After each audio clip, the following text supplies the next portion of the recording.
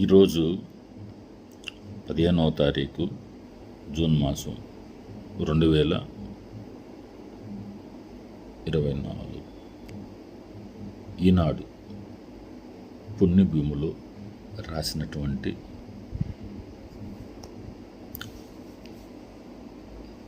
ఆర్టికల్ని నేను చదువుతున్నాను.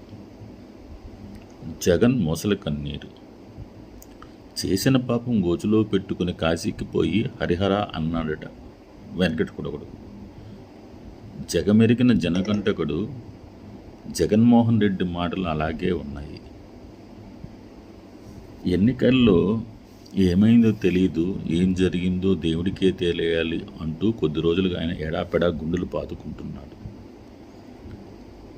రాష్ట్రం కోసం తానేదో రక్తమాంసాలు దారబోసినట్లు, అయినప్పటికీ ఎందుకు ఓడిపోయానో అర్థం కానట్లు తెగ బాధపడిపోతున్నారు. తను తానే పొగుడుకుంటూ తన మీద తానే జాలిపడుతూ అబ్బో నవరసాలను మిక్సీలో వేసి పిండి తీసి ముఖానికి అద్దుకున్నట్లు చిత్ర విచిత్రమైన భావోద్వేగాలను పలికిస్తున్నారు. నక్కవనయం కొంగ జపాలతో జనాన్ని మళ్ళీ మళ్ళీ మభ్య పెట్టలేనన్న సంగతి తెలిసి వైకాపా అధినేత ఆడుతున్న నాటకాలు ఇవన్నీ. ఆంధ్రప్రదేశ్ ప్రజలు తనెందుకు ఓటుతో చాచికొట్టారో నిజంగా ఆత్మవిమర్శ చేసుకోవడం మానేసి ఇతరుల మీదకి నెపాన్ని నెట్టేస్తున్న నీతిమాలిన రాజకీయాలు జగన్వి. పిల్లి కళ్ళు మూసుకొని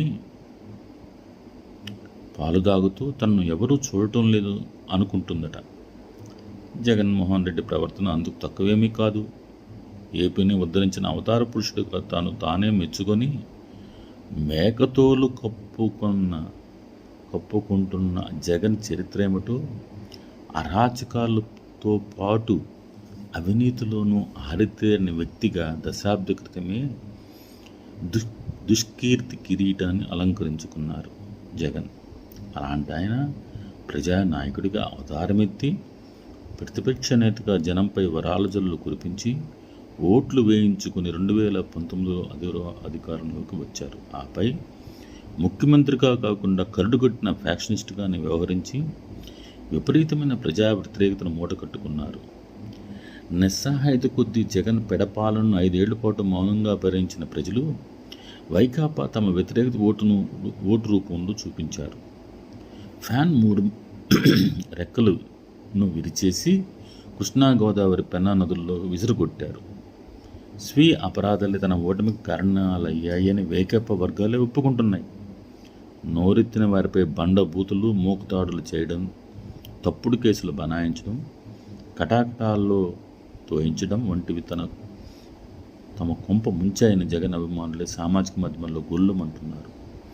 అంతటి నిరంకుశ రాజ్యాన్ని ఏలిన జగన్మోహన్ దొరేమో ఇప్పుడు అమాయకంగా ముఖం పెట్టి నేనేం తక్కువ చేశాను జనానికి అంటూ శోకాలు పెడుతున్నారు. ఆయన మొసలి కన్నీళ్లకు ఏపీ ప్రజలు కరిగిపోవడం లేదు సరికదా, నవ్వుకుంటున్నారు.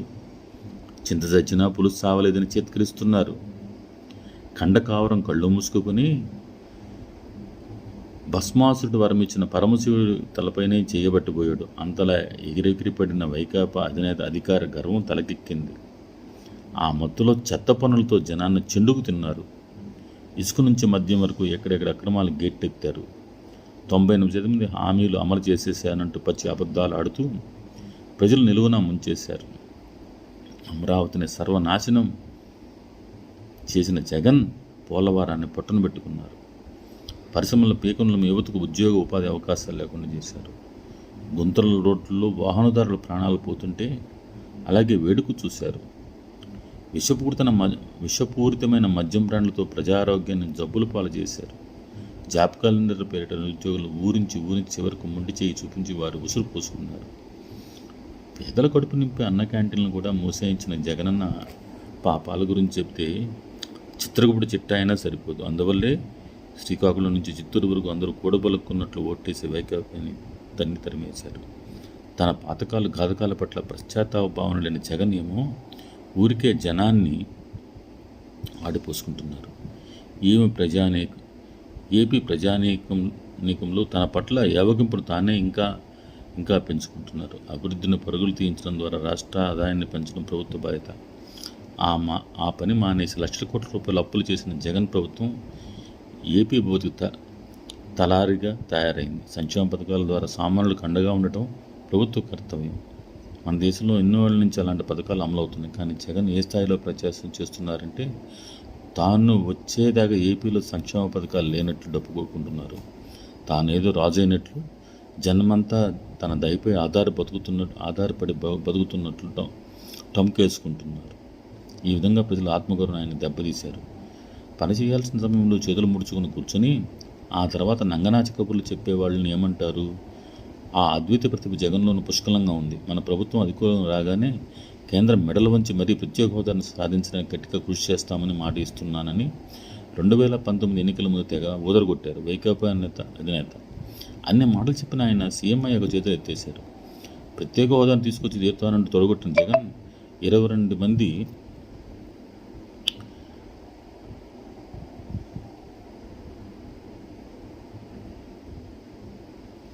లోక్సభ ఎంపీలు బలం ఉన్నా సరే నోరు కుట్టేసుకున్నారు. రాష్ట్ర ప్రజలను గాలి కుదిలేసి బెల్లం కొట్టిన రాయిలా కూర్చున్నారు. సీఎం జగన్ను ప్రధాని మోదీ తండ్రిలాగా అపాయంగా చూస్తున్నారు. ఆయన ఎప్పుడు ఢిల్లీకి వచ్చినా కాదకుండా కలుస్తున్నారని 2022లో కేంద్ర ఆర్థిక మంత్రి నిర్మలా సీతారామన్ స్వయంగా చెప్పారు.